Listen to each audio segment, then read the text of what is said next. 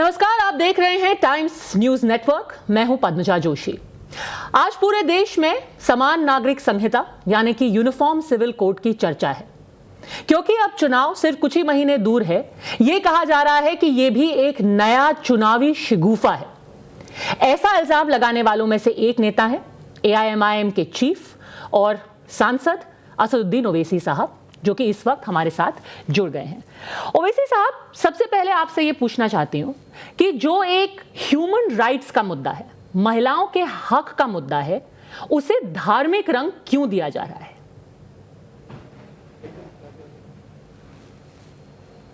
धार्मिक रंग देने वाली तो बीजेपी है। 2018 में यही बात कही थी, 19 के चुनाव थे लोकसभा के, अब फिर 2023 आया है और वो कर रहे हैं। जबकि 21वां लॉ कमीशन के जस्टिस चौहान साहब ने कहा कि वो डिजायरेबल नहीं है, बल्कि उन्होंने तो क्या कहा था कि the cultural diversity can not be compromise to the extent that are urge for uniformity itself becomes a reason for threat to the territorial integrity of the nation. ये उन्होंने कहा था। तो बीजेपी कर रही है। सर, कैसे? बीजेपी का कोई एक वक्तव्य आप बता सकते हैं जहां उन्होंने कहा कि ये मुसलमानों के लिए हम लेकर के आ रहे हैं? यहां तक कि आपने खुद बोला है कि सबसे ज्यादा नुकसान तो हिंदू भाइयों को होगा। तो अगर हिंदू भाइयों को नुकसान है समान नागरिक संहिता से, तो ये मुसलमानों का मुद्दा कैसे हो गया? एंटी मुस्लिम कैसे हो गया? नहीं, मैं तो ये कह रहा हूं कि यूनिफॉर्म सिविल कोड भारत की जो प्लुरलिज्म है उसको ख़त्म कर देगा। और अगर आप ये कह रहे हैं कि बीजेपी ने नहीं कहा, तो उनके जितने स्पोक्स पर्सन आपके चैनल पर आते हैं, मैं एक प्रोग्राम देखा 1-2 दिन पहले जिसमें वो तो खुला कह रहे हैं मुसलमानों के बारे में, तो उसमें तो कोई ताजुब की बात नहीं है। मगर ये नहीं बोल रहे हैं कि ये यूसीसी से हिंदू भाइयों को कितना नुकसान होगा। भाई सेक्शन 5 हिंदू मैरिज एक्ट का है, आप निकालना पड़ेगा उसको। आपको सपेंडा रिलेशनशिप के बारे में आपने कस्टम को एक एक्सेप्शन दिया। Hindu undivided family tax rebate 2015 में 3065 करोड़ का रिबेट मिला, उसको निकालना पड़ेगा। झारखंड में छोटा नागपुर एक्ट है, संताल एक्ट है जो आदिवासियों की जमीन को प्रोटेक्ट करता है, निकालना पड़ेगा। गोवा में पोर्चुगीज सिविल कोड को निकालना पड़ेगा। आप निकालेंगे बीजेपी वाले?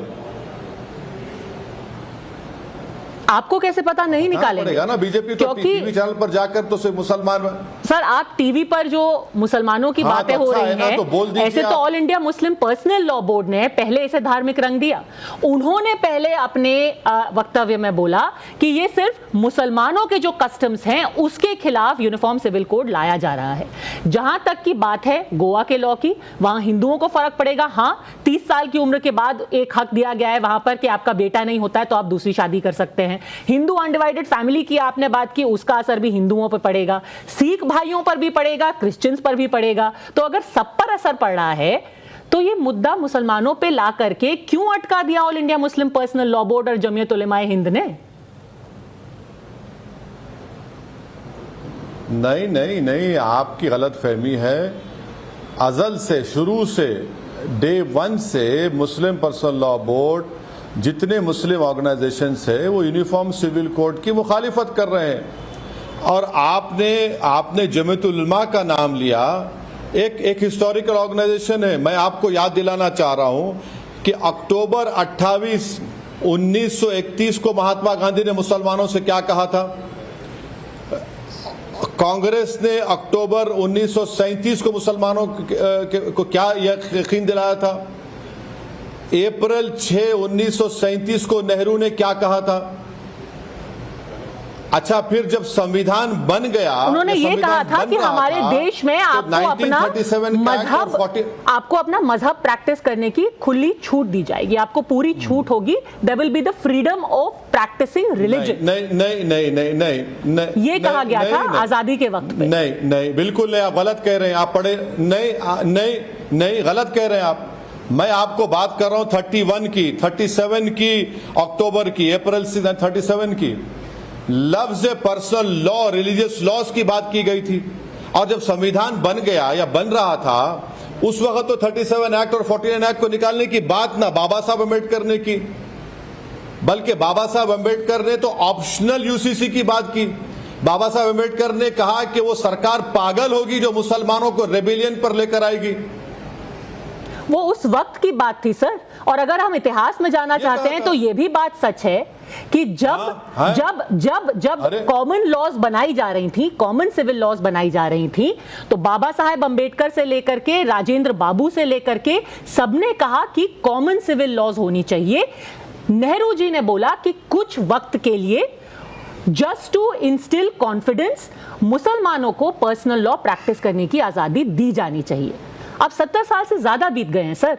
अब तो एक देश में एक ही कानून होना चाहिए सर। इतिहास में नहीं भी हम जाएं, हमारे डायरेक्टिव प्रिंसिपल्स में साफ लिखा हुआ है कि सरकार को एट एन आइडियल टाइम समान नागरिक संहिता लानी चाहिए।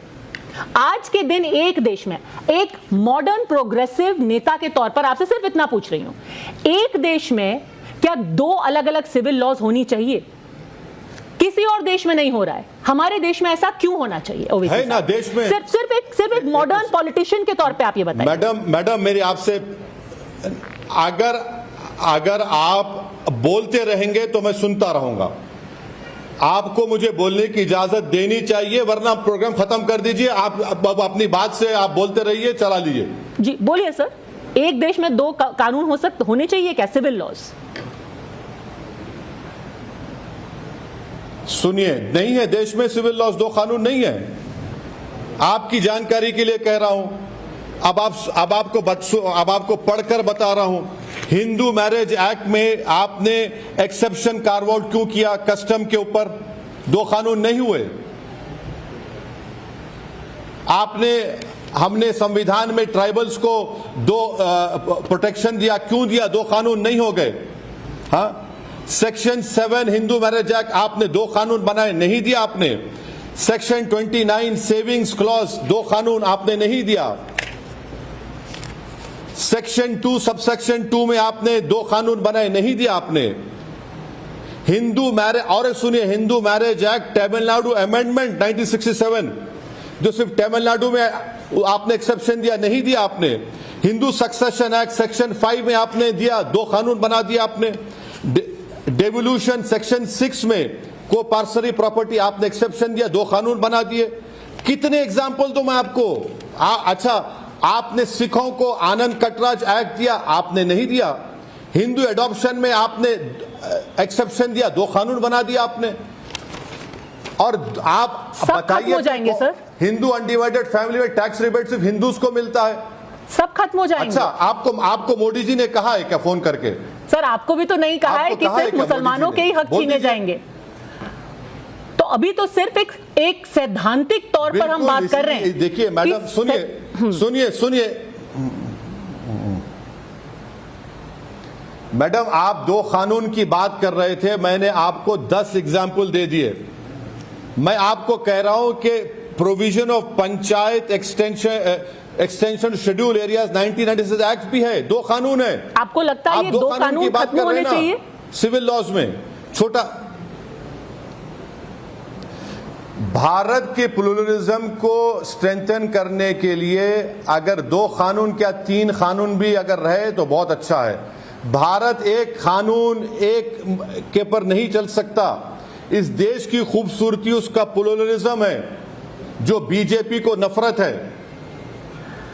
सर कोई दुनिया में ऐसा और देश है जो आपको लगता है प्लूरलिस्टिक है? देखिए मैडम, आपको एग्जाम्पल दे रहा हूं, सिंगापुर में मुस्लिम पर्सनल लॉ का प्रोविजन है। आपको एग्जाम्पल आपको दे रहा हूं, इजराइल में एक अपार्थाइड स्टेट है इजराइल, मगर जो इजरायली मुसलमान है, सिटीजन है, उनको पर्सनल लॉ की इजाजत है। आपने ये 2 एग्जाम्पल दिए, और कितनी मिसालें दे सकते हैं आपको? एक मिसाल के तौर पे मैं आपसे पूछ रही हूं, क्या आपको लगता है कि यूनाइटेड किंगडम एक प्लूरलिस्टिक सोसाइटी है आपके हिसाब से? हाँ। क्या वहां पर मुस्लिम पर्सनल लॉ है?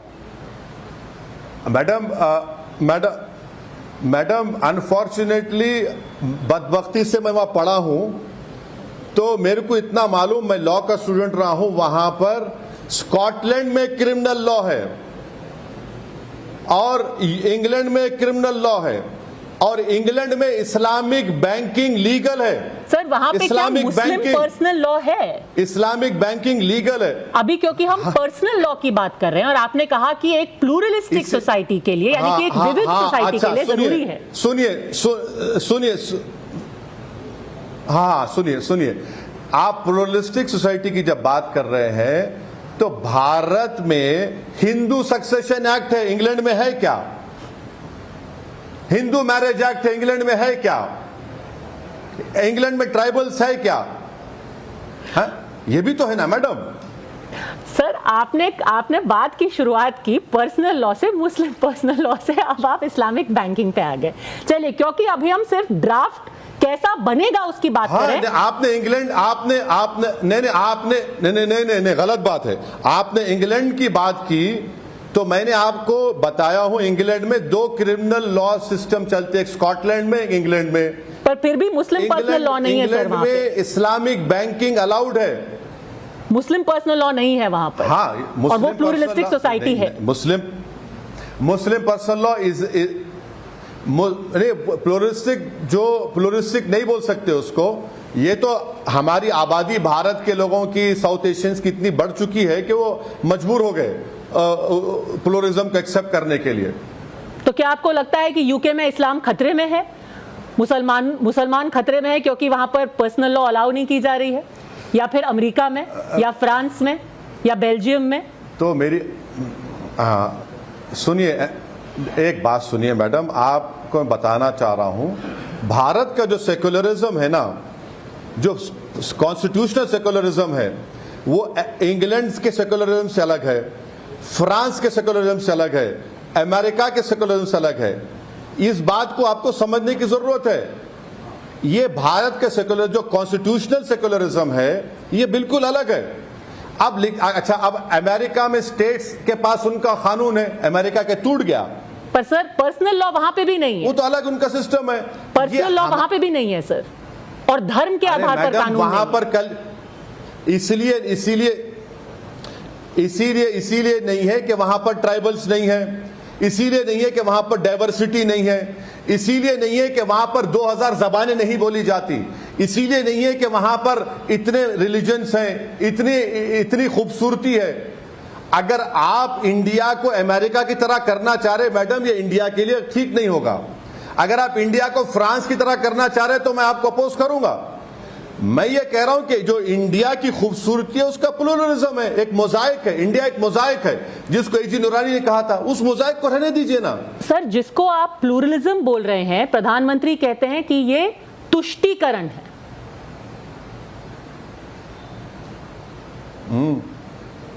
हाँ, तुष्टीकरण ये है कि आसाम का मुख्यमंत्री, जो दुनिया का बहुत बड़ा पॉलिटिकल साइंटिस्ट है, उसको नोबेल प्राइज मिलना चाहिए। तरकारी, टमाटे पेट्रोल के 1 लीटर से ज्यादा कीमती हो गए तो वो, उसका कम्युनल माइंडसेट ये है कि कहता है कि बंगाली स्पीकिंग मुसलमान जिम्मेदार है, मियाँ जिम्मेदार है। कल अगर गाय दूध नहीं देगी तो मियाँ जिम्मेदार, भैंस मुर्गी पुकारेगी नहीं सुबह 4 बजे तो मियाँ जिम्मेदार है। ये इनकी जिम्मेदारी है। और प्रधानमंत्री को हम पूछना चाह रहे, यूसीसी की बात करते हैं तो गुजरात में डिस्टर्ब एरियाज एक्ट कैसे रहेगा? यूसीसी की बात करते हैं तो रिलीजियन कन्वर्जन के लिए परमिशन की जरूरत क्यों पड़ेगी? बताइए, कितना बड़ा कॉन्ट्रडिक्शन है ये। सर, ये जो सारे कॉन्ट्रडिक्शंस हैं, ये तभी खत्म हो सकते हैं जब हम एक ड्राफ्ट को देखें, और ड्राफ्ट के लिए जरूरी है कि सब राय शुमारी करें, पर उसके पहले डर ना फैलाया जाए। अब अगर हम ड्राफ्ट की बात करें सर, सैद्धांतिक तौर पर मैं आपसे पूछना चाहती हूं, क्या आपको लगता है कि बच्चियों की शादी होनी चाहिए? भले से ही वो हिंदू हो, मुसलमान हो, सिख हो, ईसाई हो, जैन हो, कुछ भी हो, क्या बच्चियों की, 15 साल की बच्चियों की शादी होनी चाहिए? देखिए, आप कहां जा रहे हैं मैं उसका जवाब दूंगा, मगर आपको एक बात बता रहा हूं। गवर्नमेंट ऑफ इंडिया का फिगर है मैडम कि 2000 से 2019 तक 9 मिलियन गर्ल्स मिसिंग है, फीमेल इन्फेंटिसाइड की वजह से आपने कानून बना दिया ना। कौन जिम्मेदार है? उत्तराखंड की 90% आबादी है। चाइल्ड मैरिज का आपने कानून बना दिया, 84% नॉन मुस्लिम्स हैं उसमें। और आप कह रहे हैं कि इस्लाम में प्यूबर्टी की उम्र में शादी हो सकती है। बिल्कुल सही है, बिल्कुल सही है, हो सकती है, हो सकती है, वो लॉ है, लॉ के तहत हो सकती है। नॉन मुस्लिम की नहीं हो सकती है, वो भी लॉ है। मगर और एक चीज आपको बता रहा हूं, आपको लगता है होनी चाहिए सर? मुस्लिम बच्चियों की आप बात कर रहे हैं। सवाल मेरा ये था, क्या आपको लगता है होनी चाहिए? एक मिनट,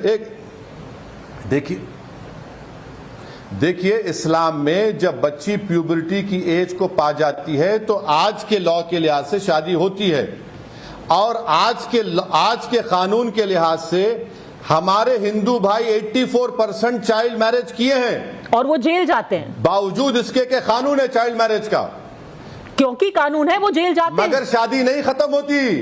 पर सर वो जेल तो जाते हैं। अरे नहीं, शादी खत्म नहीं होती, वॉइड, सुनिए, वॉइड होती है शादी, वॉइड होती है, वॉइड होती है। वही तो कह रहा हूं मैं आपको, शादी खत्म नहीं होती। अच्छा, अगर जो बीजेपी को मुस्लिम महिलाओं से इतनी मोहब्बत है, मैं प्रधानमंत्री से रिक्वेस्ट कर रहा हूं कि लोक कल्याण मार्ग में बिल्किस बानो को बिठाकर फोटो लेके डालें। चलिए फोटो लेके डालें, चलिए कि मैं तुम्हारे साथ हूं बेटा, करिए ना, कौन रोक रहा है आपको? उम्मीद है वो आपको सुनेंगे, पर आपने मेरे सवाल का जवाब नहीं दिया। सैद्धांतिक तौर पर आप इतने पढ़े लिखे हैं, आप बैरिस्टर हैं, आप लंदन से पढ़े हैं, सैद्धांतिक तौर पर क्या आप चाहते हैं, आपको सही लगता है कि 15 साल की बच्ची की शादी हो जाए? मैडम मुझे आपके पैट्रोनाइजेशन की जरूरत नहीं हूं, मैं पढ़ा हूं तो अल्लाह के करम से, अपनी माँ बाप की दुआ और मेरी मेहनत की वजह से, तो उसकी जरूरत नहीं है। मगर जो कानून है मुस्लिम इस्लाम में, अगर प्यूबर्टी की जाती है, जो भारत में कानूनी शादी होती है, कितनों की होती है अलग बात है, आप प्रूफ करके दिखाइए। मैं आपको कह रहा हूं कि हमारे देश में चाइल्ड मैरिज का कानून हिंदू भाइयों के लिए 84% वो कर रहे हैं। सर मैं आपको पेट्रोनाइज कैसे कर सकती हूँ? आप मुझसे 10 गुना पढ़े लिखे हैं, कानून से सोसाइटी के इमेज नहीं बदलते। पर सर यूनिसेफ की रिपोर्ट है, सर जितना आपके पास ज्ञान है मैडम, उतना ज्ञान नहीं चाहिए मुझे। बिल्कुल भी नहीं सर। सर यूनिसेफ की रिपोर्ट है कि जिन बच्चियों की शादी 18 साल से कम में होती है, उनके सर्वे में पाया गया कि डोमेस्टिक वायलेंस यानी कि घरेलू हिंसा के चांसेस 80% बढ़ जाते हैं, और स्कूल में रहने के चांसेस 60% कम हो जाते हैं। जैसे आप लंदन जाके पढ़े, क्या उस बच्ची को हक नहीं है कि वो भी जाकर के पढ़े? वो क्यों घरेलू हिंसा की शिकार हो क्योंकि 15 साल में उसकी शादी हो गई? सर अरे मैडम, आपका बहुत बहुत शुक्रिया, आपने मेरा दिमाग खोल दिया एक बात करके।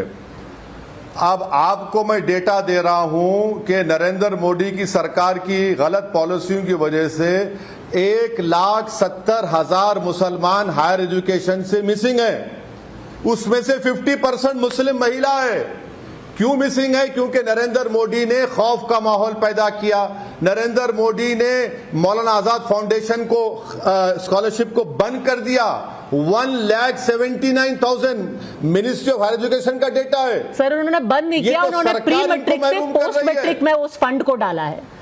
पर आप फिर भी उस सवाल का जवाब नहीं दे रहे सर। गलत, झूठ सर, आप उस सवाल का अभी भी जवाब नहीं दे रहे। नहीं, आप झूठ कह रहे हैं। नहीं सर, नहीं आप झूठ कह, आप मौलाना आजाद स्कॉलरशिप कह रहे हैं सर। आपने फिर भी उस सैद्धांतिक सवाल का जवाब नहीं दिया। आप सैद्धांतिक सवाल का जवाब अगर दे देंगे बहुत अच्छा लगेगा। मैं सवाल का कि 21वीं सदी में 21वीं सदी में क्या 15 साल की बच्ची की शादी होनी चाहिए? मैं आपको सच्चाई को मान ही नहीं रहे सर। इसका एक फॉलो अप सवाल आपसे पूछती हूँ, एक फॉलो अप सवाल पूछती हूँ। अच्छा एक मिनट नहीं सुनिए, इतने सवालात मैं करेंगे, जवाब टाइम नहीं है आपका भी मेरा भी। अमेरिका में क्या एज है मालूम आपको? स्टेट्स में अमेरिका में क्या एज है मालूम आपको? कई स्टेट्स में 14 and 16 ईयर्स भी है, 15 ईयर्स भी है। और अमेरिका को क्या मानते हैं आप? सब सारण कंट्री मानते हैं अमेरिका को आप? सर अगर मैं आपको अभी भी जाता हूँ व्हाट्सएप पे वो स्टेट्स में जहां पर ये अलाउड है। ठीक है, सारे स्टेट्स में नहीं है, कुछ स्टेट्स में। सर अगर आप एज ऑफ कंसेंट, मुसलमानों से इतनी सर अगर आप अमेरिका को कोट करेंगे तो मैं भी कितनी कंट्रीज को कोट कर सकती हूं जहां पर 15 छोड़िए, 16 छोड़िए, 18 छोड़िए, 21 साल भी होती है। अगर हम पाकिस्तान की ही बात कर ले, पाकिस्तान में भी एज ऑफ कंसेंट सर 15 नहीं है, 16 उन्होंने लड़कियों के लिए एज ऑफ कंसेंट रखी है। और जब भारत में शादी की उम्र बढ़ाने की बात आई थी तो पाकिस्तान में सर्वे किया गया जहां पे लड़कियों ने कहा काश हम भी 18-21 में शादी करते, हमें ज्यादा अपॉर्चुनिटीज मिलती अपनी जिंदगी में। दिल की बात जुबान पर आ ही गई आपकी मैडम, आपने पाकिस्तान का जिक्र कर ही दिया। सर क्योंकि हमारे पड़ोस में है, सिर्फ इसलिए। और सर्वे हुआ था मैडम पाकिस्तान से, अरे हाँ, नहीं मुझे मतलब नहीं है पाकिस्तान से। सर मैंने यूके की भी बात की, पाकिस्तान से ना कभी अमेरिका की भी बात की। आपको मतलब है तो आप देख लीजिए। यूके अमेरिका की भी बात हुई। यूके में एज क्या है लड़कियों की? दिल की बात पाकिस्तान। सर आप ये बताइए, ब्रिटेन में रहने वाली मुसलमान लड़की किस उम्र में शादी करती है? लंदन में रहने वाली मुसलमान लड़की किस उम्र में शादी करती है? नहीं, लंदन में अंबेडकर का बना हुआ संविधान नहीं है, वहां पे अनरिटन कॉन्स्टिट्यूशन है। लंदन में ट्राइब्स नहीं है, लंदन में शेड्यूल कास्ट नहीं है, लंदन में अदर बैकवर्ड क्लास नहीं है, लंदन में मुसलमानों में डाइवर्सिटी नहीं है, लंदन में कश्मीरी नहीं है, लंदन में मणिपुर नहीं है, ये सब भारत में है मैडम। असम की आपने बात की, असम में पॉलीगमी को इलीगल करने का उन्होंने अनाउंसमेंट कर दिया है। क्या आपको लगता है कि यूसीसी के बदले कम से कम ये एक पहला कदम? एक